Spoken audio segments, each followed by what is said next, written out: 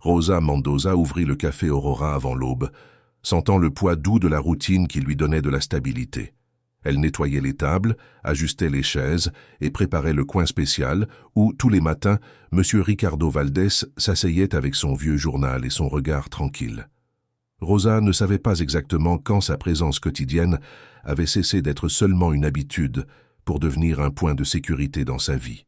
Mais elle savait que, quand il franchissait la porte, quelque chose dans l'ambiance changeait. Ce jour-là, cependant, Rosa perçut une étrangeté dans l'air. Un silence plus grand que d'habitude rôdait dans le café, comme si quelque chose s'approchait et couvrait l'environnement d'une ombre légère. Elle essaya d'ignorer le pressentiment, mais se surprit à regarder l'horloge plus souvent que d'habitude, attendant de voir la silhouette élégante du vieil homme apparaître à la porte exactement à 7 heures. Quand enfin l'aiguille toucha l'heure exacte, la porte s'ouvrit, mais avant que Rosa ne puisse sourire, elle remarqua quelque chose de différent. Ricardo entra plus lentement que d'habitude, et ses mains tremblaient un peu plus qu'elle n'était habituée à voir. Pourtant, il maintint sa posture digne, ôtant son chapeau de feutre et la saluant avec la même politesse qu'il avait toujours montrée. « Bonjour, Rosa, » dit-il, la voix chaude, mais un peu fatiguée. Elle s'approcha immédiatement. « Bonjour, Don Ricardo. J'ai apporté votre café fort, comme toujours. » Il sourit légèrement, mais ses yeux semblaient distants, comme s'il portait une préoccupation profonde. Rosa connaissait ce regard. Elle avait vu quelque chose de similaire à l'époque où sa fille Lucia était tombée malade. C'était le regard de quelqu'un qui essayait de rester ferme quand, à l'intérieur, il luttait contre quelque chose de beaucoup plus grand. « Vous avez bien dormi ?» demanda-t-elle en servant le café. Ricardo hésita. « J'ai eu une nuit difficile. Des douleurs, vous savez ? L'âge ne pardonne pas. » Rosa n'y crut pas totalement, mais n'insista pas. Elle connaissait les limites de l'intimité respectueuse qu'ils avaient construite au fil des ans. Elle retourna au comptoir, mais continua à l'observer de loin.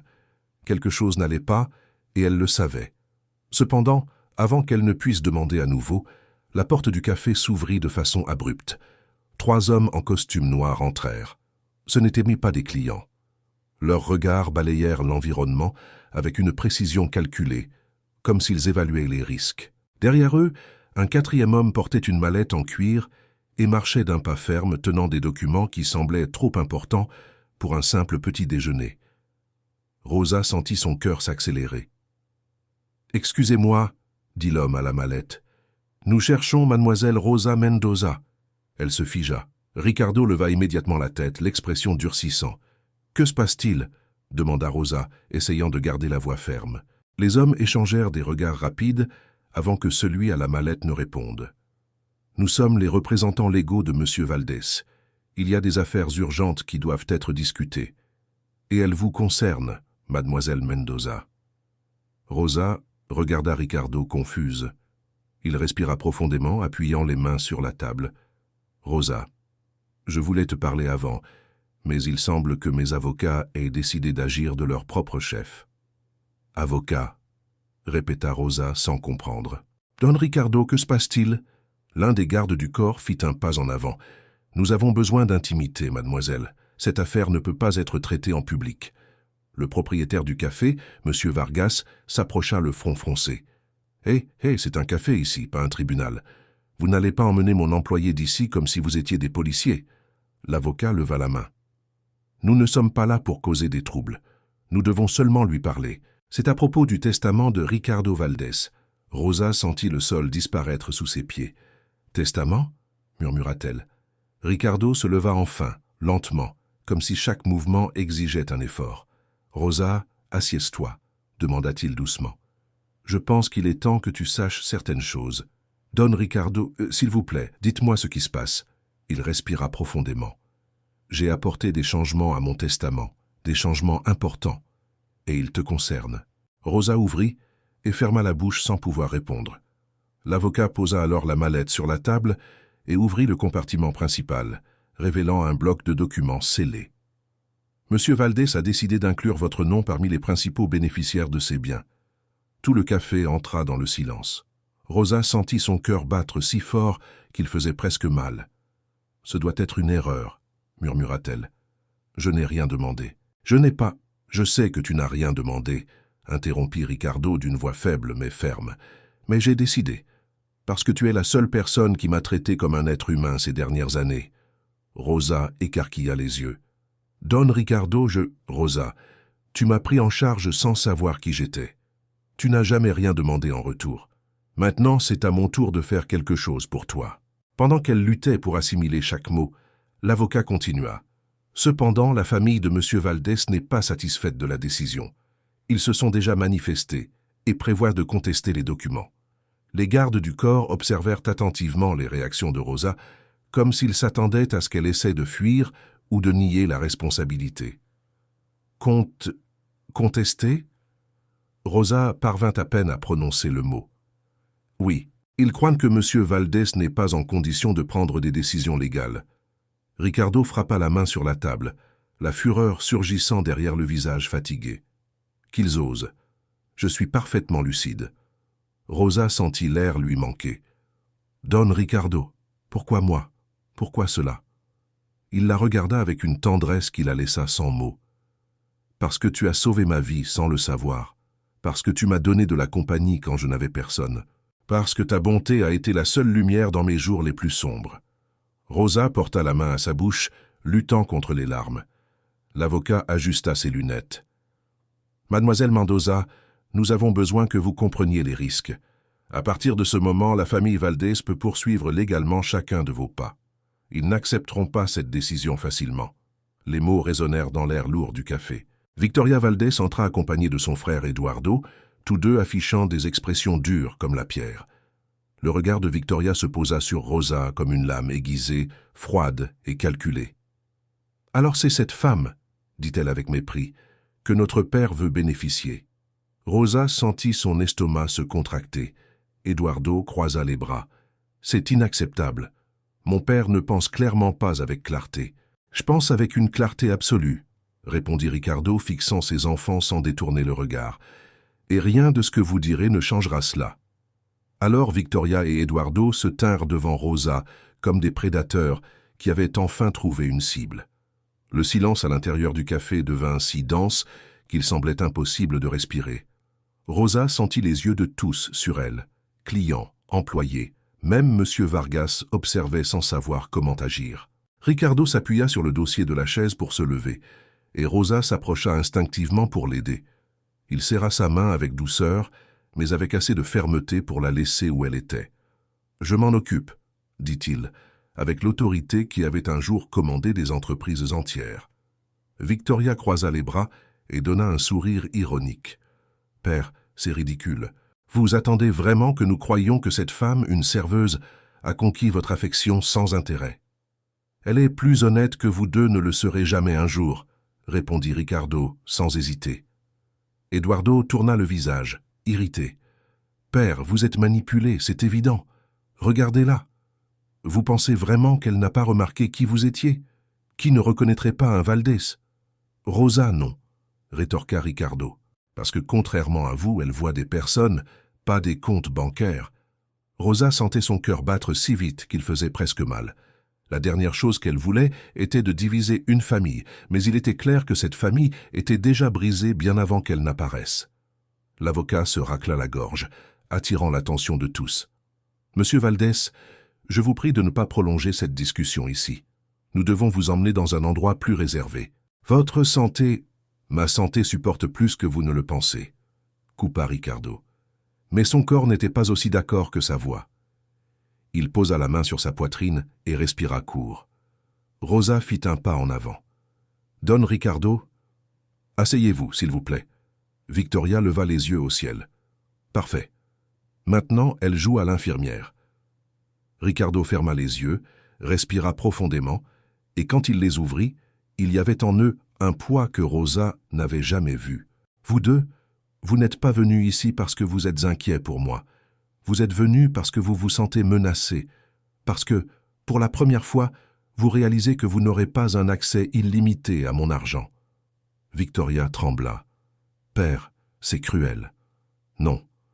Cruel, c'est de me chercher seulement quand vous avez besoin de quelque chose. » Le silence s'installa à nouveau. Victoria détourna le regard, Mais Eduardo resta ferme, l'expression dure. Nous allons encore contester. Peu importe ce que vous dites, nous ne laisserons pas cette femme prendre la moitié de la fortune de la famille. Rosa éleva la voix avant de réaliser ce qu'elle faisait. Je n'ai jamais rien demandé, ni argent, ni pouvoir, rien. J'ai seulement servi du café et traité Don Ricardo avec respect, comme je traite n'importe quelle personne qui passe par cette porte. Victoria s'approcha, réduisant la distance entre elles. Et pourtant, il a changé le testament. Cela dit beaucoup, n'est-ce pas? Cela dit que vous n'avez jamais été là pour lui, répondit Rosa sans reculer. La femme ouvrit la bouche pour rétorquer, mais l'avocat posa la main sur son bras, indiquant qu'il valait mieux reculer pour l'instant. Mademoiselle Mendoza, dit-il, se tournant vers Rosa, nous ne voulons pas que cela devienne un spectacle. Nous devons parler en privé, encore aujourd'hui. Ricardo hocha la tête. Rosa, viens avec moi. Il y a beaucoup de choses que je dois clarifier. Rosa regarda M. Vargas qui hocha simplement la tête. Vas-y, je m'occupe d'ici. Elle respira profondément et suivit Ricardo, les avocats et les gardes du corps dehors. Victoria et Eduardo marchèrent derrière, comme des ombres indésirables. Dans la voiture luxueuse qui les attendait, Ricardo insista pour que Rosa s'asseye à côté de lui. Elle n'était pas habituée à ce type de confort, mais en ce moment elle ne pouvait se concentrer sur rien d'autre que ce qu'elle allait entendre. « Rosa » commença Ricardo regardant par la fenêtre avant de se tourner vers elle. « J'ai fait quelque chose hier. Quelque chose que j'aurais dû te dire avant, mais je n'ai pas encore eu le courage. » Elle déglutit. « Quoi ?» J'ai signé officiellement la création de la Fondation Valdés Esperanza, et je t'ai nommée directrice générale. Irrévocablement. Rosa resta sans souffle. Don Ricardo, c'est énorme, je n'ai pas d'études pour cela, je n'ai pas d'expérience. Tu as du cœur, tu as de l'empathie, et tu as de la force. 3 choses que personne ne peut enseigner. Le reste, tu l'apprendras. Elle commença à protester, mais il leva la main. Ne discute pas avec moi. Ma décision est prise. La voiture entra dans un condominium de haut standing, entouré de jardins impeccables et de maisons qui semblaient sorties de magazines. Rosa observait tout avec les yeux écarquillés, tenant son sac fermement, comme si elle craignait que quelque chose là ne soit pas permis pour des personnes comme elle. En arrivant à la mansion de Ricardo, elle fut encore plus intimidée. L'endroit était immense, élégant et silencieux, mais avait un air de vide qui la mettait mal à l'aise. Elle réalisa que, malgré toute la richesse, c'était une maison sans vie, sans rire, sans famille. Ils entrèrent dans un bureau immense, avec des étagères du sol au plafond. L'avocat ouvrit la mallette sur la table et commença à organiser les documents. Ricardo s'assit lentement, montrant de la fatigue. « Je veux tout expliquer, avant qu'il n'essaie de déformer quoi que ce soit. » Victoria entra dans la pièce sans demander la permission et jeta son sac sur le fauteuil. « Père, vous ne pouvez pas être sérieux. Cette femme, directrice d'une fondation millionnaire, vous avez perdu la tête. » Victoria, se répondit-il fatigué. « Je fais ce que j'aurais dû faire il y a des années, utiliser mon argent pour quelque chose qui compte vraiment. »« Et nous ne comptons pas » cria-t-elle. « Vous comptez, » dit Ricardo avec tristesse, « mais vous avez choisi de vous éloigner. » J'ai essayé tant de fois. Eduardo s'approcha de la table. « Père, avez-vous idée du scandale que cela va causer? Une serveuse administrant la fortune de la famille Valdés. » Rosa sentit son visage chauffé de honte et de colère, mais Ricardo répondit avant qu'elle n'ait besoin. « Elle n'administre pas ma fortune, elle administre mon espoir. » L'avocat se racla la gorge. « Nous devons continuer. Mademoiselle Mendoza, s'il vous plaît, asseyez-vous. » Rosa hésita, mais obéit. « À partir de ce moment, m'expliqua l'avocat, vous aurez des responsabilités légales. La Fondation a déjà un noyau initial approuvé et a reçu un transfert initial considérable. Votre fonction sera de diriger l'organisation conformément aux directives établies par M. Valdés. » Eduardo explosa. « C'est insensé, vous ne pouvez pas permettre cela, elle est une étrangère. »« Elle est ma famille, » affirma Ricardo, regardant Rosa avec sincérité. Rosa sentit le monde s'arrêter. Famille. Elle n'avait jamais espéré entendre cela. Victoria frappa la main sur la table. « Cela ne restera pas comme ça. Nous allons au tribunal, dès aujourd'hui. » Et elle sortit de la pièce, suivie par son frère. Quand le silence s'installa enfin, Rosa respira profondément, sentant l'impact de ce qui se passait. « Don Ricardo, pourquoi faites-vous cela? Pourquoi moi ?» Il sourit, un sourire triste et doux. « Parce que tu m'as rendu quelque chose que je pensais avoir perdu pour toujours. L'humanité. » Il tendit la main et prit la sienne. « Et maintenant, Rosa, je dois te demander quelque chose. »« Ce que vous voulez, » répondit-elle, émue.